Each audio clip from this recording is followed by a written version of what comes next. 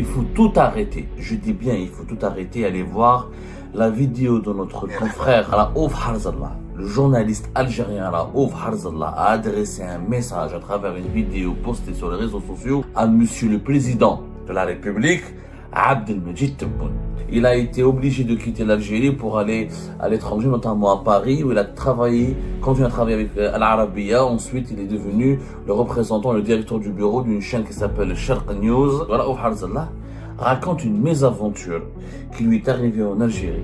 Et cette mésaventure témoigne de la détérioration, de la dégradation. هذه أول وربما آخر مرة أنشر فيديو موجه للسيد عبد المجيد تبون. Il commence sa vidéo par un appel personnel, par interpeller directement et personnellement Abdelmajid Tebboune qu'il connaît personnellement. On l'appelle pour lui dire que tu as un problème avec la justice algérienne. Apparemment, il y a un dossier judiciaire contre toi.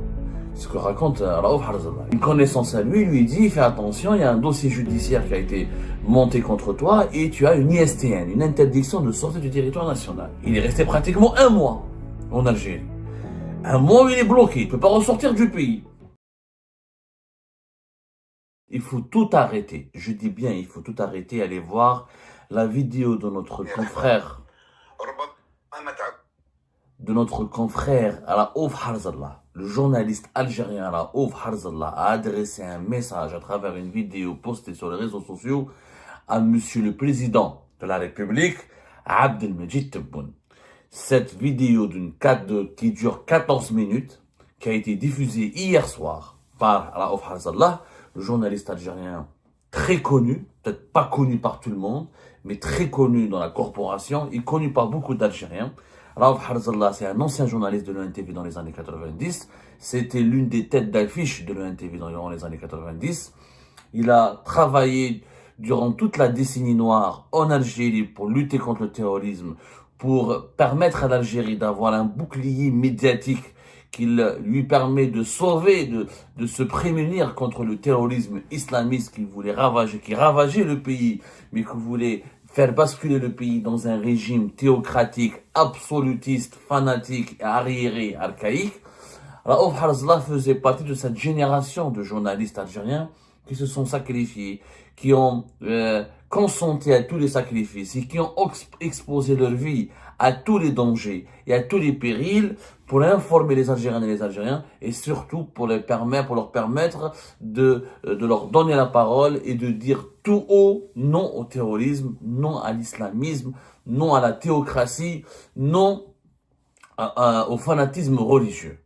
Donc Raouf Harzallah, depuis l'ANTV, depuis son expérience avec l'ANTV, il s'est fait connaître auprès de plusieurs chaînes de télévision pana-arabes, notamment les chaînes des pays du Golfe. Il était connu surtout pendant ces dernières années d'être il était le directeur du bureau d'Al Arabiya à Alger. Ensuite, il a eu pas mal de mésaventures entre 2021 et jusqu'à même 2024.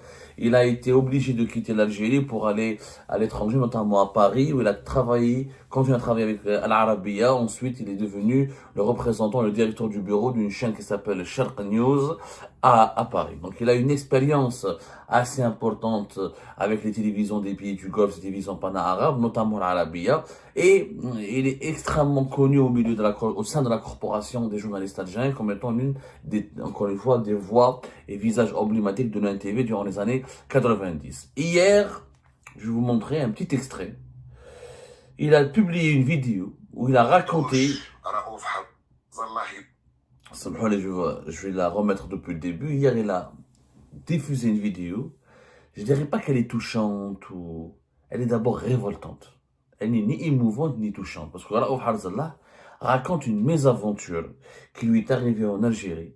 Et cette mésaventure témoigne de la détérioration, de la dégradation, je dirais même du déclin définitif de la dignité et des libertés publiques et des droits civiques les plus élémentaires des citoyens algériens. Je vous laisse d'abord écouter quelques minutes de cette vidéo et on en parlera. وربما نهاركم زين يا الأحباب.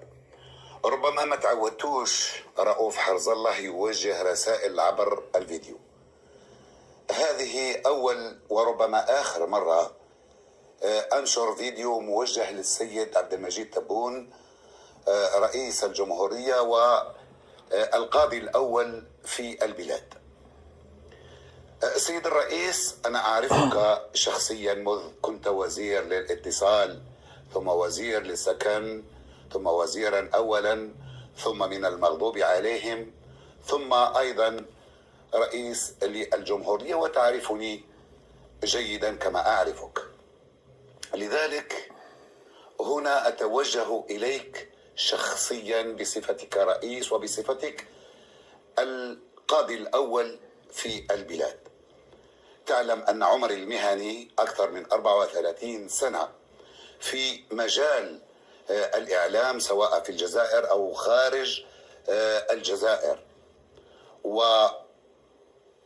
ووجدتني الدولة الجزائرية في عديد من المحطات الكبرى وساعدتها، وأفتخر بذلك وأنت تعلم، ومحيطك الأمني يعلم أيضا. أنا يا سيد الرئيس، ولا أدري لماذا وما هي الأسباب وما هي التداعيات وما هي الخلفيات، وجدت نفسي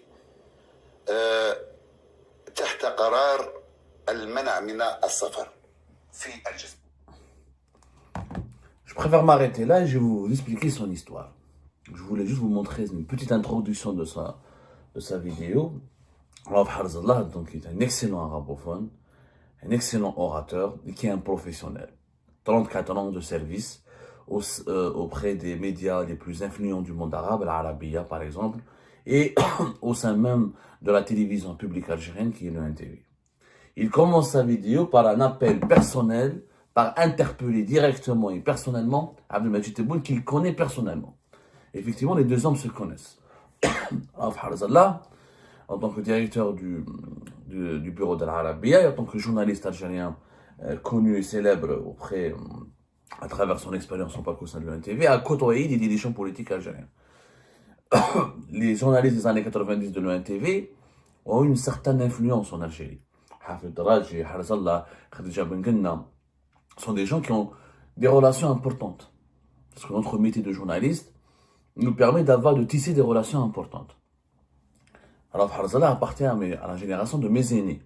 C'est mon aîné. C'est-à-dire, il m'a précédé dans ce métier pratiquement 20 ans. Donc, il a connu Abdelmajid Tebboune en tant que ministre, il le dit très bien, en tant que premier ministre, ensuite en tant que déchu, quand Saïd Bouteflika et le clan Bouteflika l'ont mis à l'écart, et ils ont mis son fils en prison, en juin 2018, rappelez-vous, dans le sillage de l'affaire de la cocaïne du port d'Oran, avec Kamel Bouchi, le milliardaire et promoteur immobilier Kamel Bouchi. Donc, Harzallah a connu Abdelmajid Tebboune à travers toutes les étapes de sa vie politique, jusqu'au jour où Abdelmajid Tebboune est devenu président de la République. Et Raouf Harzallah, en tant que journaliste engagé durant les années 90, il a aussi un rapport, il a tissé des relations et des liens avec les services de sécurité algériens, qui le connaissent très bien, et à qui il n'a jamais cessé de rendre service pour la cause de la patrie et pour la cause de l'intérêt général de l'Algérie. C'est pour ça que je voulais vous montrer ce passage. Il est important durant sa première vidéo, parce que Raouf Harzallah, il plante le décor. Il explique qu'il n'est pas n'importe qui, qu'il connaît très bien le système, qu'il a des amis au sein du système et qu'il n'a jamais hésité à servir l'Algérie lorsque l'Algérie avait besoin de lui. Mais c'est pas ça l'objet de sa lettre. L'objet de sa lettre, c'est qu'il lui est arrivé une injustice, d'abord, insupportable, et une mésaventure inédite. Alors, Harzallah, il vit à Paris. Il ne vit plus en Algérie. Il a eu des problèmes en Algérie entre 2021 et 2022 quand ils ont fermé, ils lui ont retiré les accréditations en tant que chef du bureau de Al-Arabiya TV, qui est la chaîne saoudienne, la chaîne pan-arabe saoudienne, la concurrente d'Al Jazeera. Comme les relations de l'Algérie étaient tendues avec les deux principales monarchies du Golfe, qui sont les Émirats arabes unis et l'Arabie saoudite, et comme le régime Tebboune voulait imposer un contrôle absolu des médias internationaux et que les médias internationaux, y compris pan-arabes, qui osait critiquer le régime algérien ou qui osait publier des contenus jugés subversifs ou critiques à l'égard des autorités algériennes, était catalogué, était mis à l'écart du paysage médiatique algérien. Tous les médias internationaux qui étaient critiques ou qui sont critiques ou qui demeurent critiques à l'égard, ou qui publient des sujets critiques à l'égard des autorités algériennes, on leur enlève les accréditations et on les empêche de travailler en Algérie. Al Jazeera, comme le Qatar est là, il vit une véritable lune de miel avec le régime algérien, le régime Tebboune. Al Jazeera est autorisé à travailler en Algérie et vous remarquerez qu'Al Jazeera ne publie plus pratiquement d'enquêtes ou de reportages, elle ne diffuse plus d'émissions jugées critiques ou qui pourraient heurter la sensibilité du régime Tebboune. Donc lui, face à ses mésaventures, il le raconte dans sa vidéo, il a été déjà brimé un petit peu, il se sentait brimé, méprisé, il a préféré partir à l'étranger, où il a continué à travailler à Paris en tant que directeur ou représentant, directeur du bureau de certaines chaînes arabes, qui Al Arabiya, aujourd'hui Al-Sharq, une nouvelle chaîne de télévision entre l'Arabie Saoudite et les Émirats Arabes Unis, Sharq News. Et en 2024, fin de l'année 2024, on l'appelle pour lui dire que tu as un problème avec la justice algérienne. Apparemment, il y a un dossier judiciaire contre toi.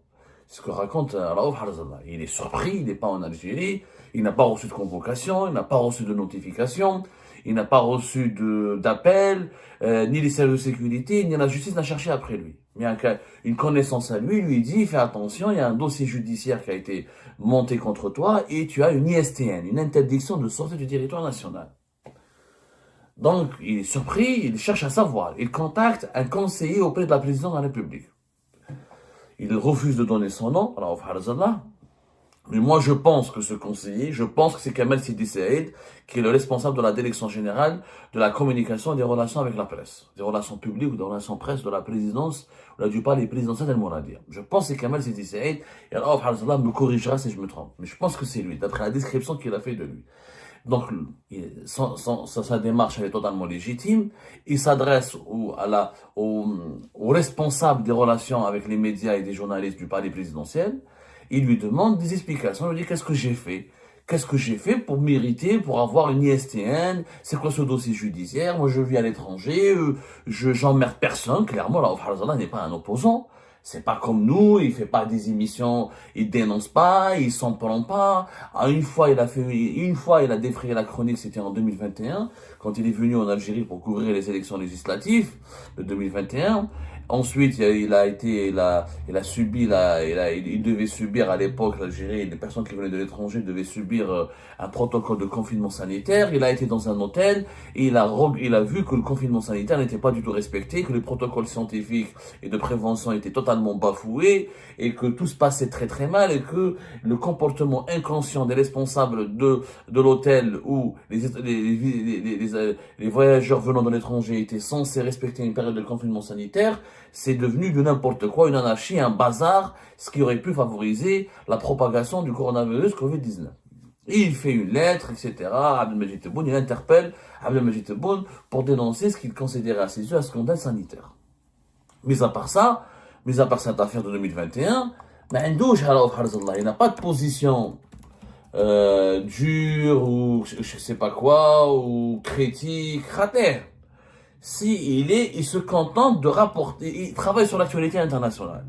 En ce moment, ça fait plusieurs années qu'il ne travaille plus sur l'actualité. Depuis pratiquement 2021 et 2020-2021, il ne travaille plus sur l'actualité algérienne. Donc, il n'a aucune position critique à l'égard du régime. Ce n'est pas une menace contre le régime. Ce n'est pas une voix critique contre le régime. Ce n'est pas une voix dissidente. Ce n'est pas une voix subversive. Comme le dit, les subversifs sont des gens comme nous, qui dénonçant, qui parlant, qui dénonçant des scandales, qui rapportant des scandales, qui remettant en cause la légitimité de certains hauts dirigeants et qui rapportant des informations critiques et des informations qui sont dissimulées ou censurées par les autorités algériennes en Algérie. Donc, il est neutre.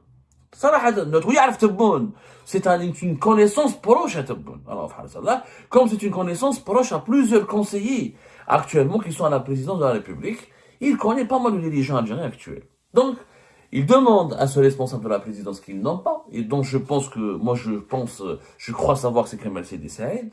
Et Kamazid Saïd, ou ce responsable, ou cet autre responsable à la présidence, le fait traîner.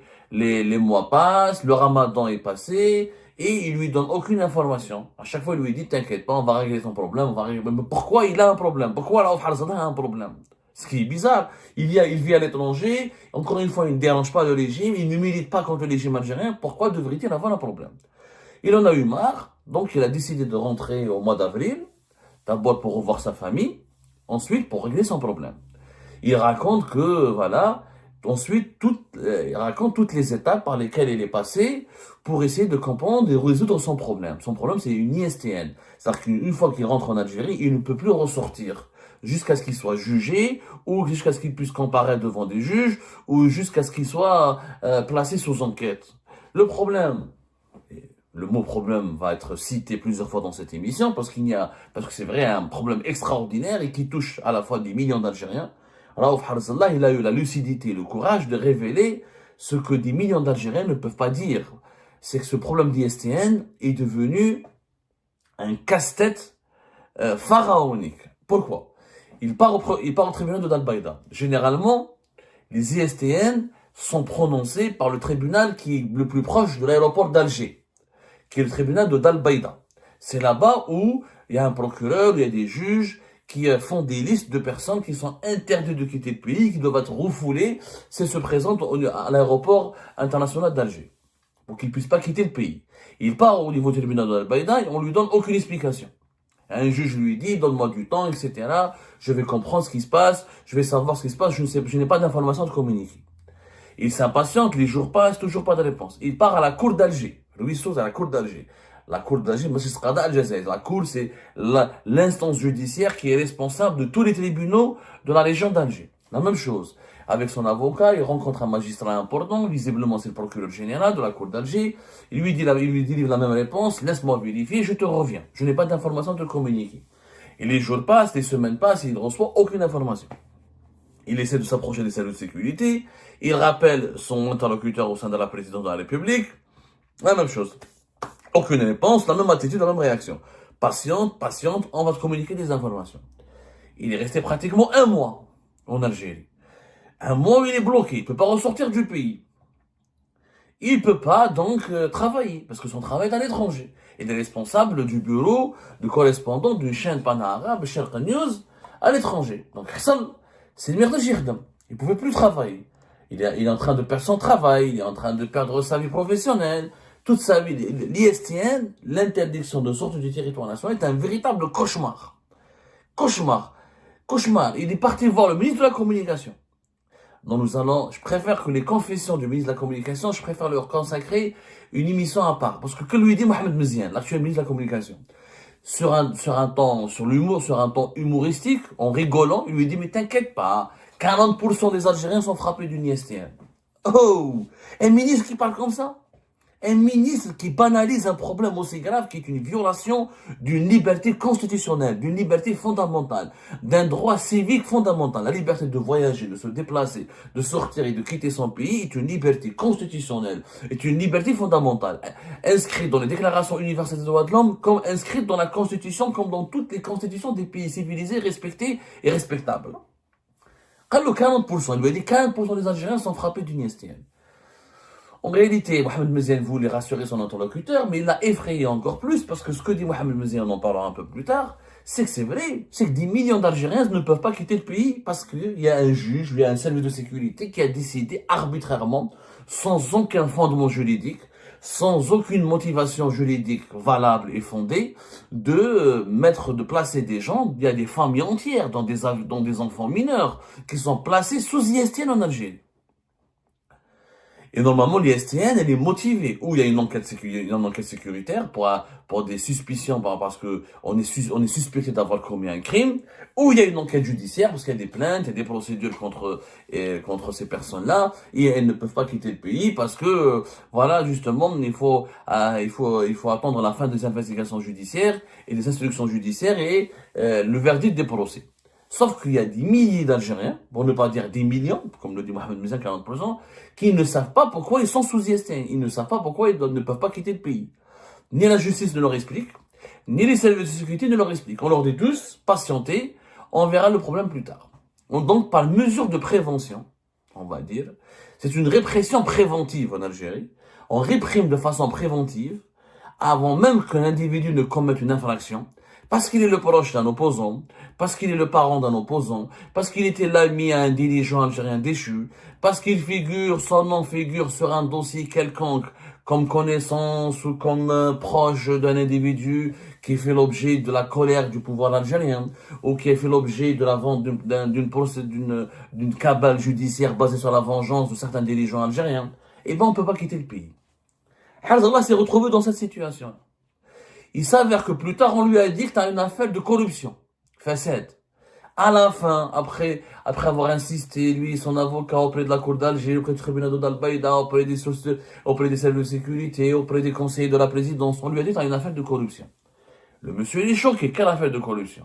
Et s'il a une affaire de corruption, pourquoi personne ne l'a convoqué? Pourquoi personne ne l'a interrogé? Pourquoi personne ne l'a auditionné? En réalité, Harzallah raconte ce qu'encore une fois 10 millions d'Algériens.